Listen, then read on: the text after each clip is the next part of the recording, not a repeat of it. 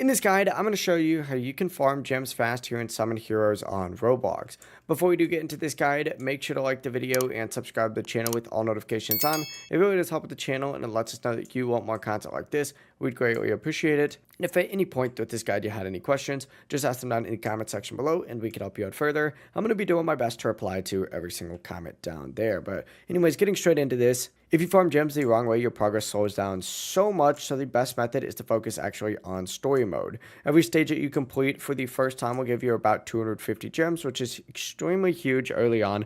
Just obviously don't spam the same stage over and over. You can only do each stage once. The rewards drop literally every time you replay it though, so it does become pretty efficient to just farm it. But instead, rotate through the stages. Obviously, start on the first stage and make your way all the way to the highest unlock stage and then repeat. This keeps your rewards so much higher. But once your runs start to drop around 30 gems or less, it's time to switch methods. That's when the AFK chamber comes in. It gives about 10 gems per minute. Go into this AFK mode just like so. Hit start and you are good to go. Just stay in here and just keep doing them. Also, make sure while we're in here that you never miss any daily quests. They're, super easy and they give really consistent rewards as well, like gems and summon tickets.